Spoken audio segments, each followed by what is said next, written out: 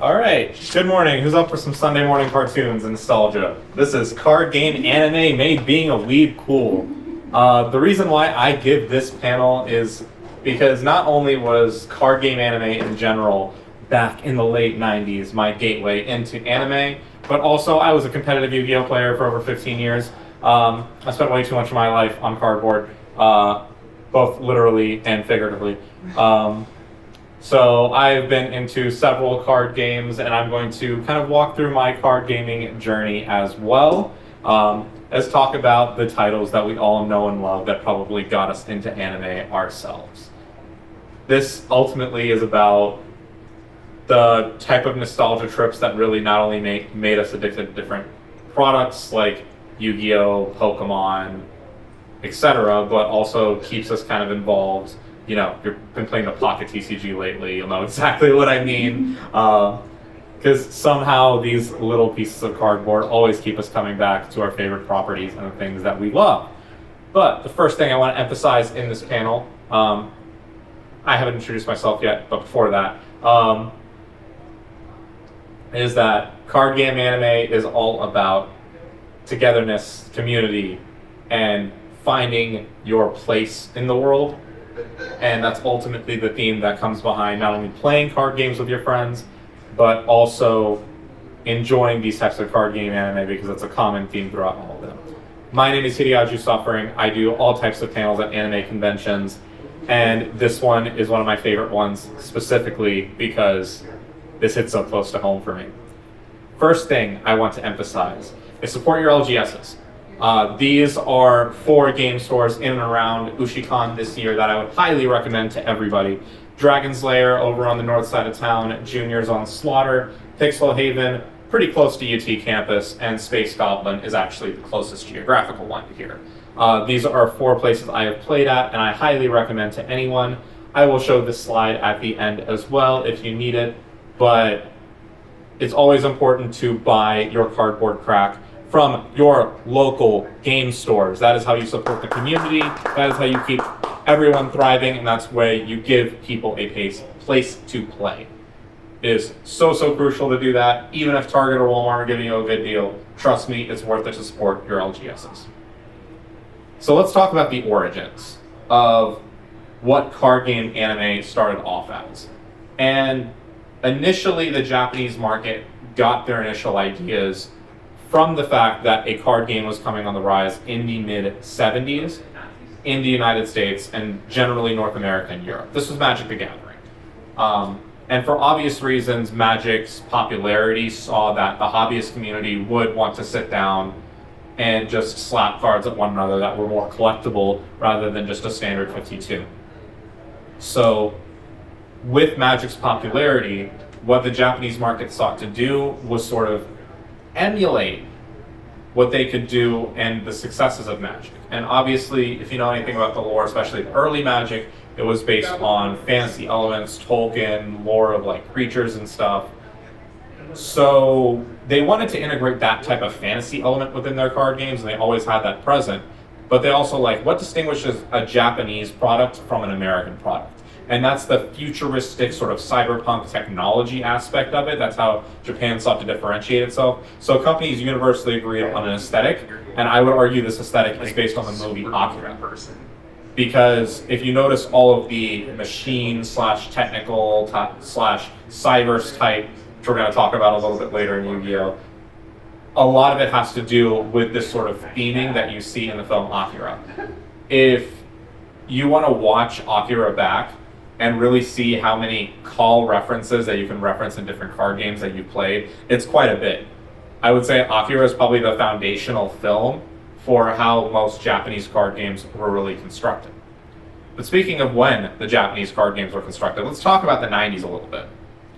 The 90s was home to a lot of things, but I think nothing hit us stateside quite as much as Pokemania. Oh, please. Is now in full mania. Here's ABC's Tom Foreman. At Greenwood Elementary School, lunchtime is trading time, and the cards are flying. I'll trade you this for a Gyarados. That's for a Gyarados? That's crazy! The days If it before sounds TCG like the kids players, are speaking right? another language, they are. The language of Pokemon. Oh, you're my best friend. Pokemon, short for Pocket Monsters, was born 4 years ago as a Japanese video game. The star is Pikachu, who does lighthearted battle with 150 other characters. In the number one they haven't read the TV manga. show, They sure- the number certainly one haven't read the video manga. They game, call it lighthearted. Most of all, the popular trading cards. They don't But what even Pikachu and his pals do pronounce just as the well name is of the sell. property They will correctly, earn over $1 billion. which is kind of Christina Levy Cringe. spent $1,000 The last reason month why on this news Pokemon. report I Kids intentionally call found them this clip was it Pokemon. has the timestamp at the top, just so we can date social ourselves a interaction little holidays bit. in the neighborhood. So as opposed to sitting in front of a television watching cartoons, he's interacting with kids. So I really am a fan of the game.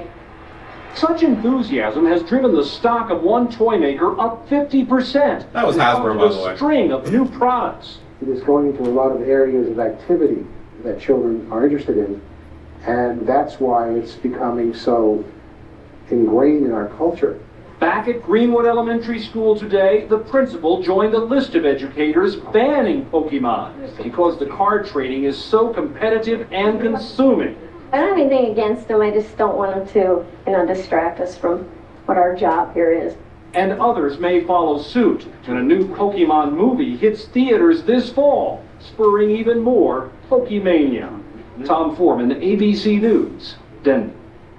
Man, 25 years makes fools of us all, right? Like, Yeah. in retrospect, this sounds so ridiculous and dumb, especially, like, on the 25th anniversary of Pokemania, because that was dated September 1st, 1999.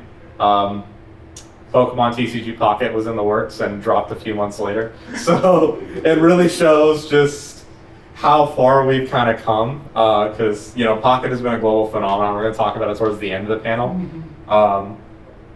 But I think generally when you talk about Pokemania, like, you can't ignore its impact and how it kind of introduced Japan into the market with like thunderous force in the 90s.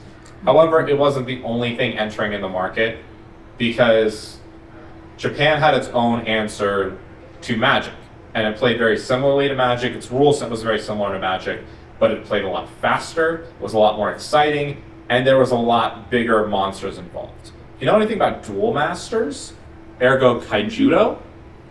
This was actually more of what Japan was trying to go for rather than capitalize off the Pokemon IP. You know anything about the history of Pokemon and Game Freak in general? They were just trying to develop an RPG and making spin-off stuff from the RPG that they were trying to develop. The brilliance of that team kind of illustrates that. Duel Masters was the really first card game that Japan sort of tried to introduce stateside, and this is where we'll get every single card game anime trope that ever was in existence. If you cannot hear the lyrics on this clip, I'm going to tell you the lyrics afterwards, and you'll be like, oh my god.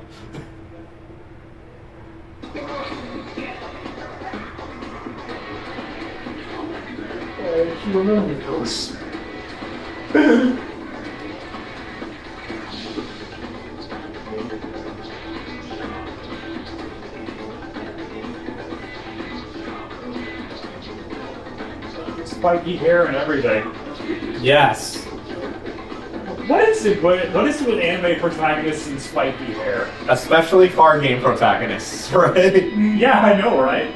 So, I am not kidding. The only lyrics to that opening in the full 4-minute version are, "Who is the kid with the spiky hair? Shobu, shobu, shobu, shobu, shobu." Like, literally, Duel Masters is everything we love and hate about card game anime all in one, because it plays on those tropes so much. Because if you've watched any card game abridged series, whether it's one of the Yu-Gi-Oh! Abridged, or even, I believe, Cardfight also has an underground abridged series as well, it's literally just like, they play on the fact that the hair is so ridiculous so often that it's like, Japan knew exactly what it wanted its card game anime to be from the get. Was Duel Masters super successful in the States? Probably not. I would say it moved quite a bit of product. It personally wasn't my first card game. I know I had a few Duel Masters cards myself when this first came stateside, but it wasn't too successful just because its adaptation of Kaijudo wasn't necessarily different in rules, but the expansion sets were kind of broken and FTKs were common, so the game wasn't playing too friendly with kids. Granted, if you were a kid and trying to play the Pokemon TCG, you most likely had no idea how to play and just collected the cards. If you did learn, it was probably through the Game Boy game rather than actually playing the cards.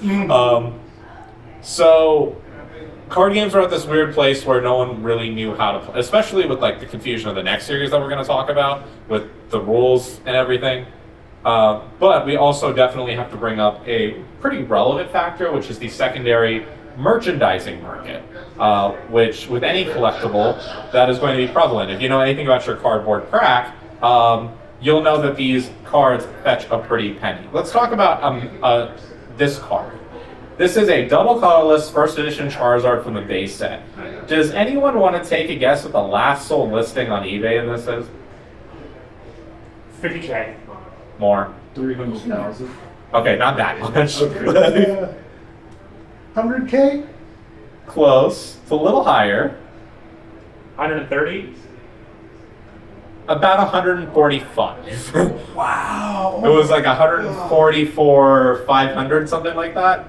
I'd actually done my prep for this a couple of weeks ago, and the last one was 115, and then a graded Gem Mint 10 one went for 145, and I was like, great. Like, my notes are always changing. Sorry, I'm just thinking of like Black Lotus, one that's basically borderline, destroyed, is like 15, 20K. Speaking of which, how much is a mint condition one? Yes. Yes, exactly, yes. like, whatever they ask. Whatever they ask for is the meme in the Magic community. The last sold listing that's on the record is roughly about 65, but that seems like a steal considering how much they're going for lately. If I had to guesstimate what the fair market value of Black Lotus real value would be, it would probably be like a house, like close to one. Especially if they're looking at those mini houses off of 71, So the secondary merchandising market will have a huge interplay when we talk about the history of card games, and as we get into the turn of the millennium, how they're going to be influenced later, especially as we get through different economic tides and turmoil. Now we enter the year 2000, and the most iconic of them all splashes onto the scene. And if you get a nostalgia boner from this opening, I don't blame you. According to this cash. After this ad break, gentlemen. My name's Mallory Jones, And I'm about to buy this.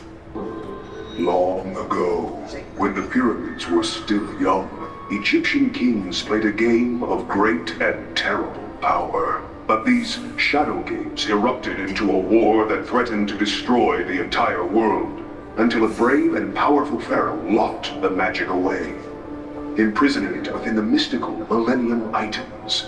Now, 5,000 years later, a boy named Yugi unlocks the secret of the Millennium Puzzle. He is infused with ancient magical energies, for destiny has chosen him to defend the world from the return of the Shadow Games, just as the brave pharaoh did 5,000 years ago. Did you know that Yugi's English voice actor has dubbed hentai? Yeah.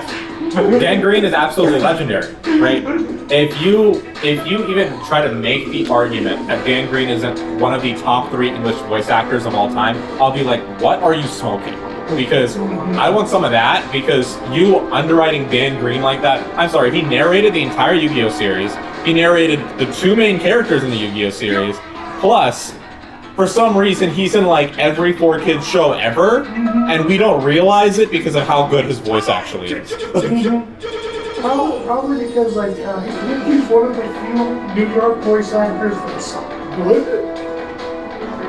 I mean, like, really, when it came to Yu-Gi-Oh, it's like they struck gold with their 2 main leading people being Kaiba and Yugi. Eric Stewart. And then on top of that, their third banana, arguably Joey, is just like has this iconic Brooklyn accent for no apparent reason in a Japanese anime. But It's Yu-Gi-Oh's impact cannot be understated when it comes to talking about card game anime. Not only because it was our gateway into everything. This actually wasn't my first card game, but it definitely was the one that had the biggest impact on my life. I think the competitive history of my Yu-Gi-Oh career, I think I started off with some like trap control deck going into Pharaoh Servant format. Then eventually I transitioned into Chaos decks like everyone else did. My competitive deck that I topped with in Dragon Duel was Chaos Creator. Took a short hiatus during GX era because the game was kind of boring and I was priced out because of the formats. Came back somewhere in Synchro era, started playing Dragonities for the next 5 years. Then after that I played every manner of artifact deck, then Cardians, and now I'm a scumbag that plays Kashtira. But we don't talk about that. And generally speaking, what Yu-Gi-Oh showed the market is that there is a huge ability for money to be made. Because when Upper Deck started selling Yu-Gi-Oh in the States, things were flying off the shelves. And so now, corporations are going to have their eyes lit up and being like, wait, we could be making more money. So we had two big divorces that really rocked the landscape as we go into the new millennium. The first, and the earlier one, was Wizards of the Coast and Nintendo. Wizards of the Coast was the company that was initially responsible for distributing the Pokemon TCG in the first 4 base sets. And they also own Magic, right? So Wizards of the Coast had distribution problems, and this is one reason why prices for the cards from the first 4 base rarity sets are so extremely high, is because there was a limited print run and capacity to where the game wasn't as accessible as being able to have Toys R Us tournaments that Nintendo kind of wanted. This is part of the reason the Pokemon Company was formed in the first place, but this is also part of the reason why Japanese companies started to gain arguably a healthy distrust for American distributors, and this is where Upper Deck and Konami eventually will end up divorcing as well. And it was specifically because Upper Deck was just like, Konami was not authorizing them to print more, so they started printing some bootleg stuff, which kind of was passable, but was not really, and Konami was getting very pissed about it. So, understandably so, when it came to that eventual litigation, Upper Deck would not win that battle. It is Konami's IP at the end of the day. So, it was tough because I feel like Yu-Gi-Oh was the most fun when Upper Deck was distributing it, but it also was a problem with how much bootleg stuff and how much stuff you distributed outside of legitimate markets, especially if you talk about your Southeast Asian or Middle Eastern knockoffs. Those things ran rampant everywhere, and I think Konami definitely wanted to have a healthier image for their game. But there were companies that started off from right off the bat because they had a foothold in North America to try to distribute their card games initially. Now, initially, they weren't all that successful. This is actually where my first card game comes from. The initial Digi-Battle card game was my first card game, and actually my first competitive deck ever was a Digimon Turbo deck that literally just donked on the opponent in 2 turns, which was hilarious. And Bandai was an interesting case back in the day because they sort of would learn from their failures later. And go in a direction I would argue probably isn't healthy for the player base, but is definitely healthy for their bottom line sales. Because the Digi-Battle card game was not anything like the Digi-Battle card game in Japan. This is actually a different card back than the one that's in Japan. We're going to see the other card back later. But they changed the rule set because, and I quote from Bandai, American kids won't get the mechanics of this game. So Bandai didn't have necessarily the fondest opinion of us, but it definitely made for an interesting take on certain card games and was really just a lesson in don't change the game too much, don't try to fix what isn't broken. And what we saw is other companies saw a distribution model in what Bandai was doing, and they started to form companies off of that. We'll talk about some of those companies later. Now, where did we get to in the anime part? Because we've talked a lot about the cardboard so far. Well, when this syndication and serialization came up, we were in a period where the initial hype of these card games was sort of dying down. We were getting into a format of rule changes and rotations. I remember I mentioned a short hiatus I took from Yu-Gi-Oh! Well, that was because we had a legendary format called Teledad, where most people were priced out of the game. It was named for two particular cards that were called Emergency Teleport and Dark Armed Dragon. That's where the dad comes from. A single copy of Dark Armed Dragon ran $375 a piece. A single copy of Emergency Teleport ran $275 a piece. You had to run 3 of both if you had any chance of winning in this format. So already, your decks were over $2,000. Not to mention every single synchro monster that you needed also cost you over $100. But that means a copy of Stardust Dragon, which was about $250, copy of Red Dragon Archfiend, which would be would be about $110, and a copy of Thought Ruler Archfiend, which would be about $195. So, how can little kids play Yu-Gi-Oh! At that point when they have to pay what's a down payment on a card to play a competitive deck? It becomes difficult. Pokemon also was going through this as well. They had some really, really unhealthy formats during this time, ones where you could take all 6 prize cards in a turn by just playing cards that were super overpriced. All of these rule changes and rotations happening paved the way for not only new card games to come up, which we're going to talk about, but also for formats to be adapted in a different way. So let's talk about this series. Digimon Tamers was interesting because it was the first time a show that wasn't about the cards actually tried to integrate the cards within their lore. And Tamers is one of the best written stories in the Digimon universe in general. But you'll notice the card backs that are behind them, those are the original card backs from the Japanese card game. And the way it played in the anime and the manga was the same way you played it in real life. That is what made Tamers super successful in Japan. In the United States, we were kind of like, this is kind of a gimmick, and when they transitioned more to the normal Digimon formula, when they were in the digital world doing things, then it was a little bit more successful there. But Tamers in general, if you have not watched it and you only watched the original Adventure series, you'll understand kind of the impact it had on being like, well, we can have some crossover between real life, because the series led with the first Digimon series being meta to itself, like it was a TV show in that show as well. So because of that, it was a super interesting dynamic, and it created a big ripple effect on how kind of the meta commentary that would exist in later card game serialization that would be there.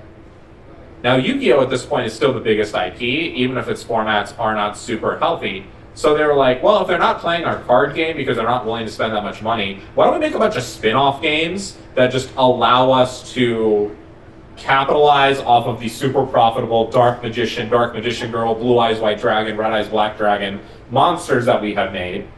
And the first was this mini 5-part series in the mainline show that was called Dungeon Dice Monsters.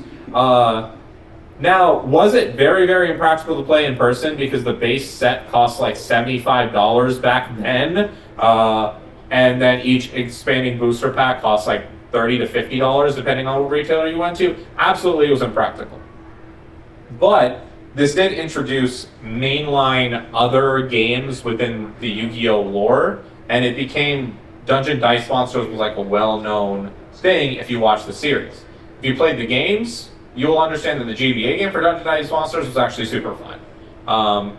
And this wasn't the only video game to have success over that kind of RPG element that Yu-Gi-Oh! Tried to play on. Falsebound Kingdom and Duels for the Roses, pretty much any PS2 game that you played that was a Yu-Gi-Oh! Property wasn't actually the Yu-Gi-Oh! Card game. It was some sort of board thing that they did and really made it fun and interesting. They had another spin-off series in the show as well called Capsule Monsters Coliseum, where the Pharaoh Atem battles Alexander the Great, because Yu-Gi-Oh! But that was also super fun. I would argue that's my favorite Yu-Gi-Oh! Spin-off, just because of how the leveling system worked within the game, and I wish they would like revamp that for the PS4 and PS5. I would argue that if Sony wants to make money, they'd probably make a new version of Capsule Monsters with like all of the new monsters and make it super crazy. What's up? Did you hear that they're actually Konami's actually doing a re-release of some of the older Yu-Gi-Oh games? Yes, which should happen because pretty much every single one of its competitors within Bandai and Capcom have done very similar things. Like I remember last year we had Mega Man Legacy Battle Network Collection. I sunk so many hours going back into my favorite GBA games. So I think Konami is just, they're always a little slow to the punch when it comes to video games, and if you're like, if you're a Konami video game fan, you'll know what I mean. But I think in general, capitalizing off the Yu-Gi-Oh IP ends up being a really smart move because just the amount of merchandising and marketing that they can do with a lot of the characters that they made in Yu-Gi-Oh, especially as the story started getting deeper and things started getting more popular as we get into like GX era, as far as the characters themselves. Not necessarily just the monsters. It really became about. Now this company first filed its charter back in this era. This was Bushiroad International. They eventually would become the largest distributor of card game accessories and merchandise in the entire world within a couple of years. They would serialize and syndicate pretty much things from every single intellectual property, except for Yu-Gi-Oh! The reason why, except for Yu-Gi-Oh! Is because Konami licensed their own stuff and they wanted their own distributors. But what people would often find is when Konami and Ultra Pro had their partnership, Bushiroad would just make higher quality stuff. So Bushiroad became this kind of face to being like, oh, you don't want your accessories from what Konami produces, you want your accessories from what Bushiroad produces. Eventually Bushiroads would have cross rivals and competitors that would come up in later years, but Bushiroad really led the pack when it came to that, and eventually they'd have their own card games come up that we're going to talk about in a little bit. It's all about money at the end of the day. But one thing that you will know about this particular time as we're transitioning to the late 2000s is that a big economic recession is looming. This is the economic recession of 2008 we're talking about, the one that we kind of crashed after the Bush administration going into the Obama administration. And that economic recession affected people's disposable income. They no longer had income to dispose of. And what's the first thing to go if you are a child in a household? Probably the thing that you don't need to purchase on, that you're spending your Saturdays on. Instead, they're trying to do something else with how they can remarket and rebrand to where they can bring eyes and ears back to this particular market, because I would say the leisure markets, especially the video game and card game markets, were especially hit by this recession. We go into the 2010s, and this quote by Heraclitus, "The only constant in life is change," resonates pretty hard with me. The reason why is because you'll notice I depicted this particular show, and we're going to talk about the influence of this. Ultimately, right, when we talk about the evidence of stale formats, we also have to talk about the influence of Yu-Gi-Oh! 5Ds as a series. I would argue Yu-Gi-Oh! 5Ds is the best written show ever, in a lot of respects. It's one of my only shows that I have 10 out of 10 on my personal mail, because of the fact that it really speaks to a lot of things. Are there a lot of plot holes, especially because like they were going out of their way to avoid some controversy? Sure, but just the entire ridiculous concept of world-ending stakes with card games on motorcycles was absolutely crazy, but it somehow worked, especially if you gave the show a chance. But we had a bunch of stale formats going on. I already talked about these stale formats a little bit. At this time, we had Yu-Gi-Oh! Kind of stymieing to everything revolved around expensive synchro monsters. Nothing really was accessible anymore. We got a Pokemon format that was called Rotom Turbo, which was one of the worst formats in Pokemon's history. It's basically as bad as Tournament format if you're a more recent Yu-Gi-Oh! Player. And we have new eras of shows, everything coming on, and then Bushiroad was like, we have one card game. That's a card game called Weiss Schwarz, where we're just licensing and distributing different anime products that don't have their own mainline card game. What if we made our own thing? this is where Cardfight Vanguard came in. And Cardfight Vanguard's influence cannot be understated. In fact, you'll hear a lot of Yu-Gi-Oh! And Magic influencers talk about the launch of Vanguard as the end of their card games because they lost about half their player bases almost instantly. And that's how popular Vanguard was, because everything you loved about card games was not only encapsulated within how you played Vanguard, it also was encapsulated in the show. And I'll explain what I mean after I play the opening.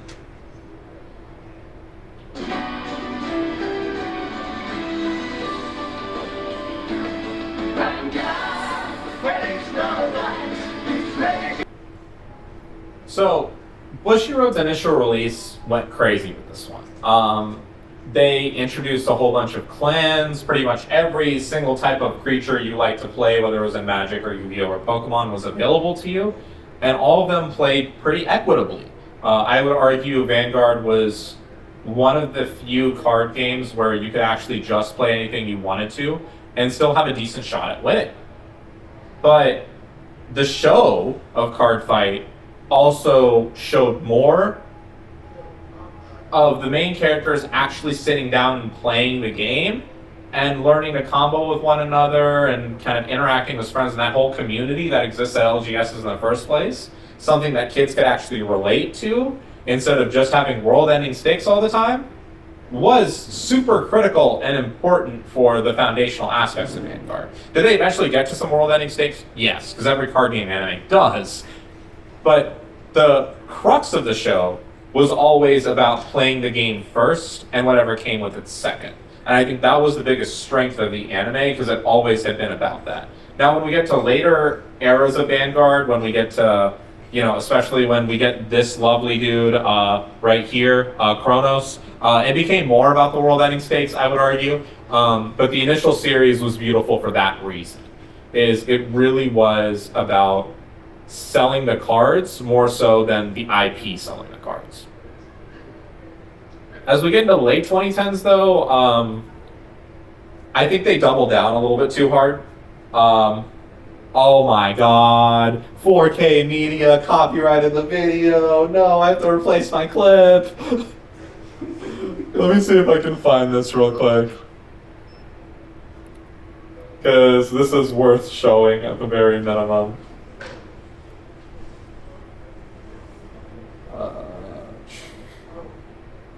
I kind of remember when there were companies that were hiring people to help promote Cardfight Vanguard too, because that was just such an error.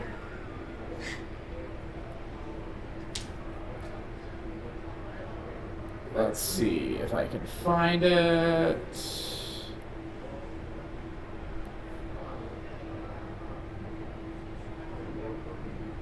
Oh man, 4Kids really just did a number on this, huh? Because Viz Media just does not have this up anymore. Dang. Alright. I am shocked.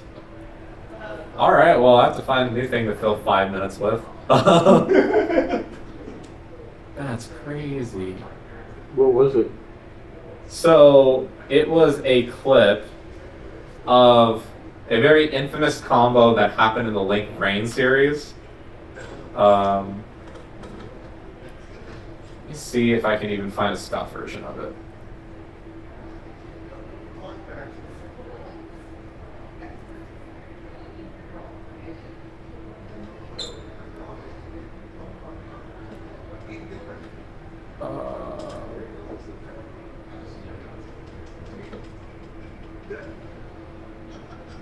They have the 10-minute version. I'll play this at 2 times speed.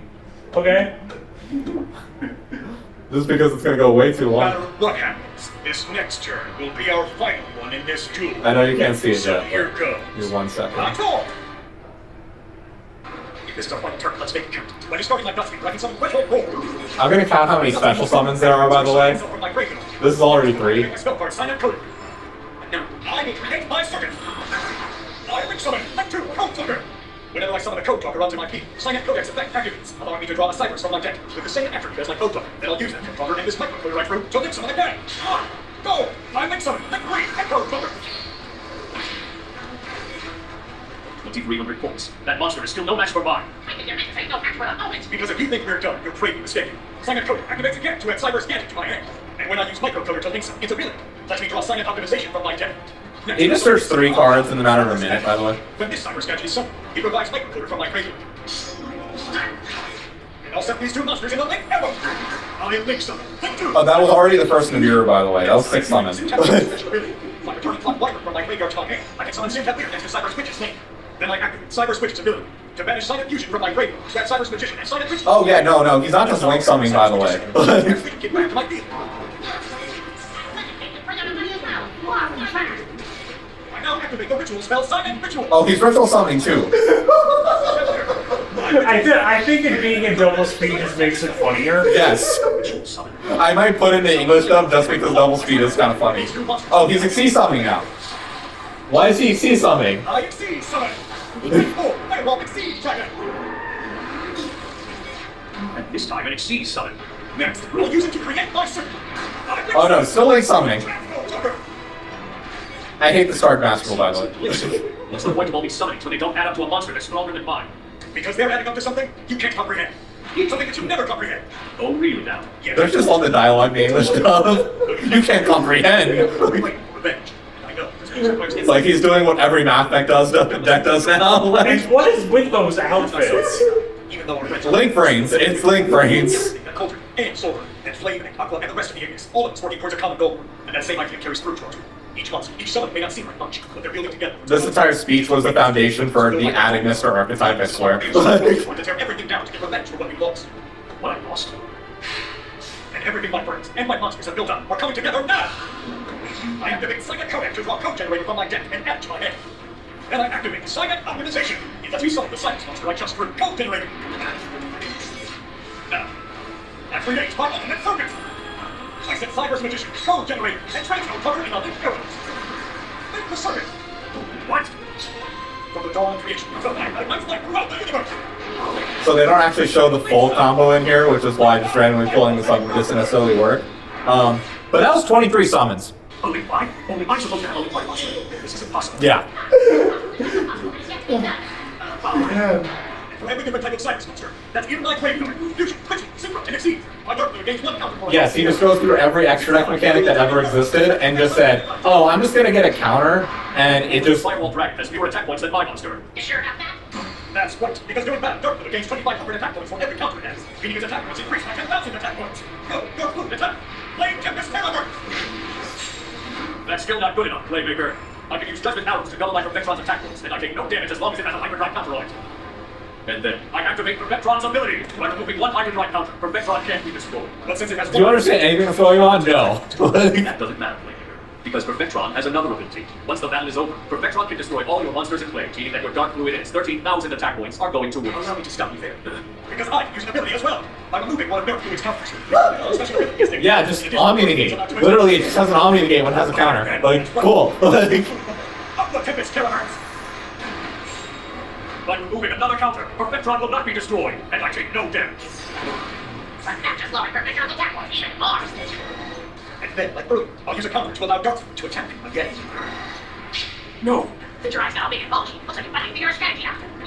So they're just negating each other until the game is finally over. Is this what Yu-Gi-Oh! Is like now? Yes! When you say Ash Blossom and Joyous Spring, this is exactly what happens. I'll be like, alright, Ash Blossom, Call by the Grave, cross out Designator. Oh wait, Imperm Column? Cool. It's counters. Attack your Perfectron again! Winging Tempest Terror! I use another one of my Perfectron's counters. Need a blast in his counters, so the attack points will all the way to 0. I use Dark Blue with splash remaining counters so that I can attack one final time. Since you have no counters. Now imagine if you're in an old school Shadow Duel and you get hit in the face with 13k attack points. You dead. You passed the Shadow Realm at that point.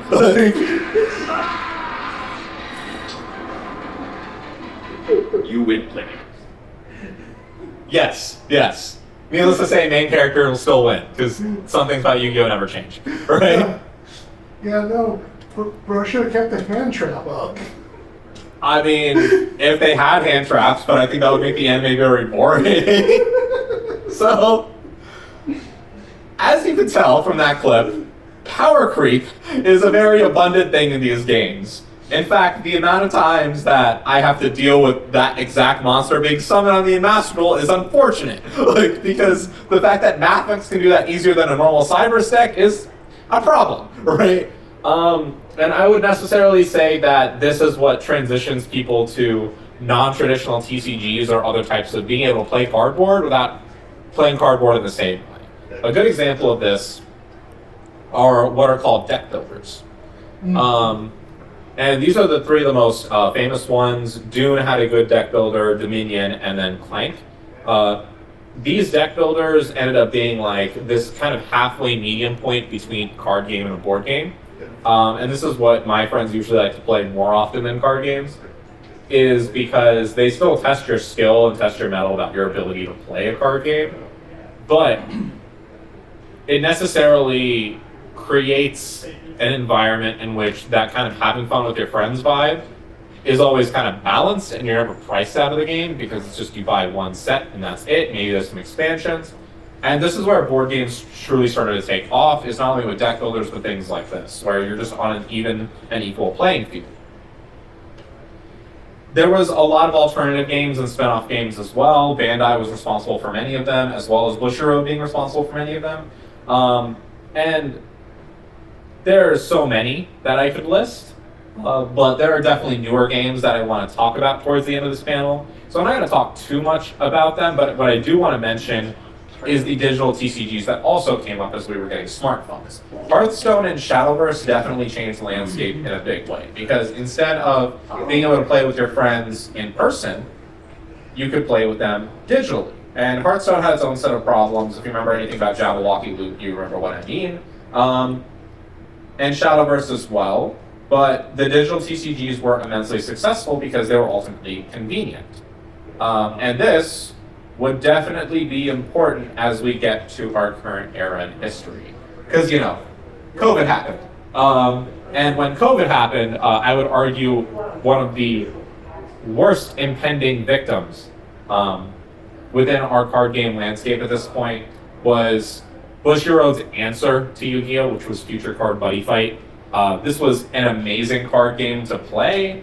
If you remember the filler arc from the virtual world called where they used Deck Masters, that's exactly how Buddy Fight played. Unfortunately, it lost all competitive support after COVID because people couldn't play in person anymore. But that's one reason why digital TCGs were so important, is they kind of filled in that landscape and kept kept TCGs in general alive, but also became immensely more successful. So when COVID happened, if you didn't have a digital platform in place, you lost out a lot of things that you could be doing. But if you did, you became so much more successful. This particular IP is super, super important because after COVID, it showed Japan was willing to play a little bit fast and loose with what its normal copyright laws were. This is Miss Kobayashi's Dragon Maid. And it was one of the first IPs ever to be featured in more than one card game. Well, how does that happen? Well, the illustrator for Miss Kobayashi's Dragon Maid was commissioned by the head of Konami's Yu-Gi-Oh! Division to make the Dragon Maid archetype. And then, after that deal was fully signed, sealed, and delivered, and they saw how popular Dragon Maids were because they're waifu bait in Yu-Gi-Oh!, Bushiroad said, "Can we license Miss Kobayashi and Weiss Schwartz?" And it happened.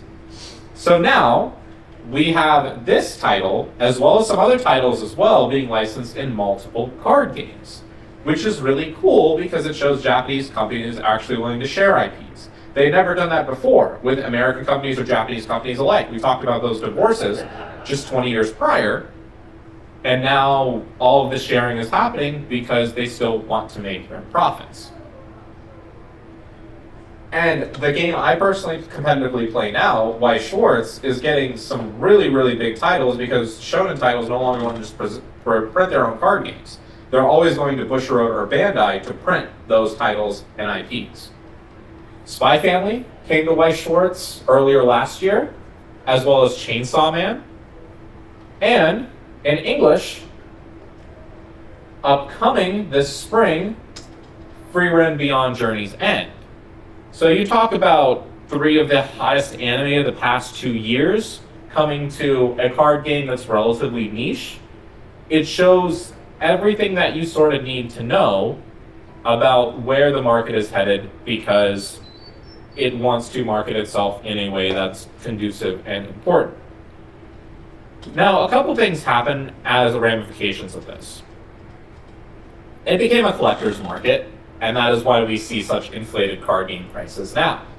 Because more people were actually collecting cards than actually playing these games. That has good things going for it and bad things going for it. I personally say the social aspect of card gaming is probably the most important thing, and so making card games more accessible is probably better, but some companies have chosen to fully double down on the collector's market and really enable it. Whether or not that's a good thing or a bad thing, that's not what this panel is about. This panel is just about the appreciation for those IPs and everything else that goes along with it. So what does the future look like? I mentioned before I played Yu-Gi-Oh! Master Duel. I still play Yu-Gi-Oh! Master Duel. I'm doing my dailies every day. I'm getting gems. Regardless if I like where the game is going or not, I played Yu-Gi-Oh! For so long in my life. It's basically muscle memory. So mobile games are taking the roles of what in-person TCGs used to do, is create that level of social aspect that really, really made it possible to connect with your friends over these types of properties. I want to emphasize here, Master Duel is pictured here, but I don't have a full graphic, partially because I don't want to get copyright stricken by Nintendo, because you know how Nintendo loves to treat their creators. The Pocket TCG? Mm-hmm. Oh my god. The beginning of this year has been crazy just because of the Pocket TCG. And I would say that that mobile game proves, if anything, that card games will always have a place within space in this community, because I don't know a single person that didn't at least pick up the Pocket TCG for a day or two, because of the fact that it was everything that we wanted from early 2000s Pokemon without any of the price, which was amazing. What's up? Apparently I've met one.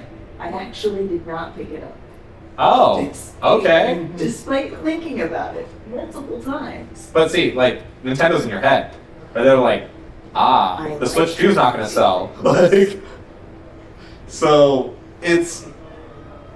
Those mobile games have effectively kind of crowded in as, you know, the leisure market, especially with the kind of adolescents and young adults they normally appeal to, are sort of becoming more online and digital. Like, how many people that won't make it to this con because it's an 18 plus con know all their closest friends on Discord, you know?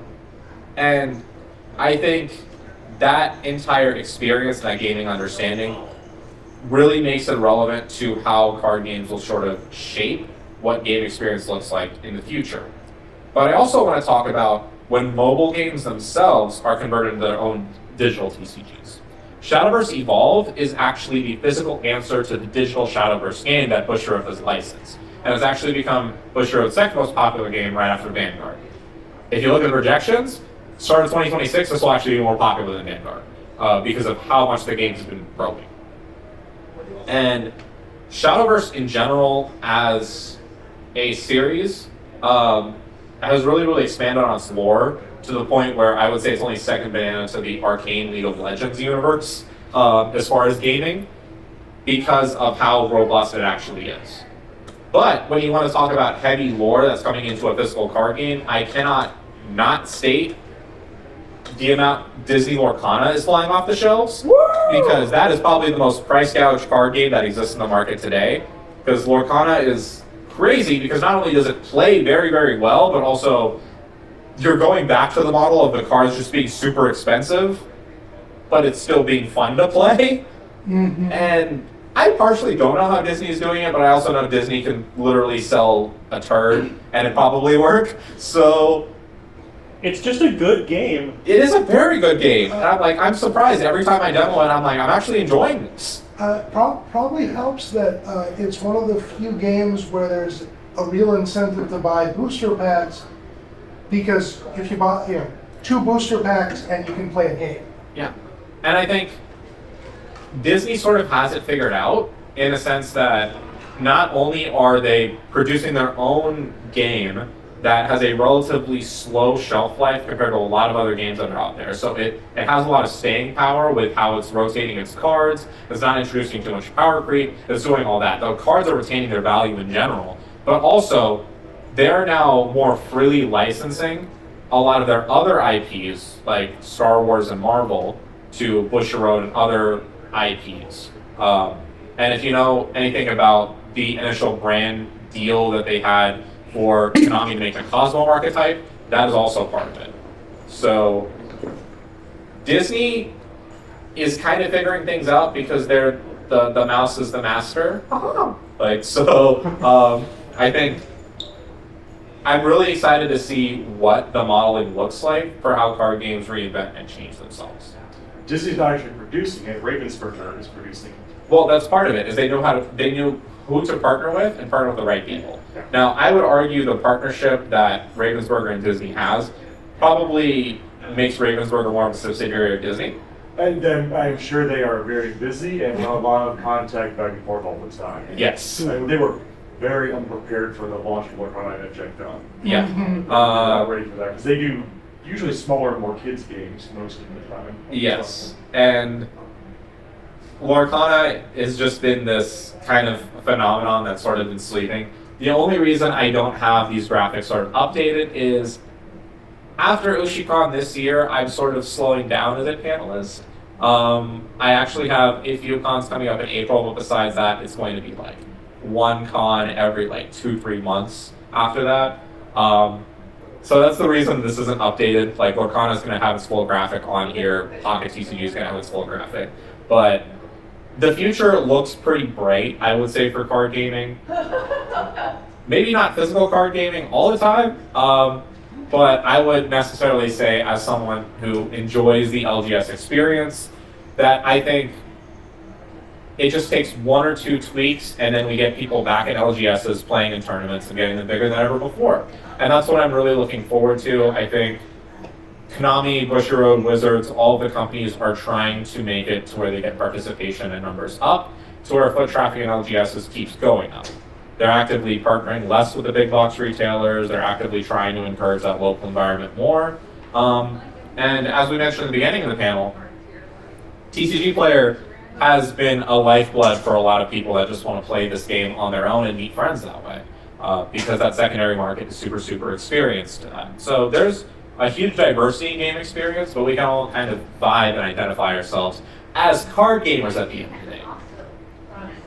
This is the part of the panel that if you guys have any questions or anything else that you want to chime in with, you can feel free to. Also, if you want to contact me, I'm on both Discord and Instagram. Like I said, after Ushicon this year, I'm taking a little bit of a break to slow down. And I'm going to have some updates here and there on Instagram, but I'm much more active on Tumblr because I am a cringe millennial. So if you want to contact me on there, I'm Kiriaju-suffering. Otherwise, it would be Kiriaju_suffering. So, any questions, let me know. But I appreciate you guys coming out on a Sunday morning. Usually Sunday is a slow day of a con, but this was actually a good turnout for a Sunday morning panel. I appreciate everyone in here. And yeah, enjoy the rest of your weekend. Enjoy Ushicon. And please, please, stay safe out there.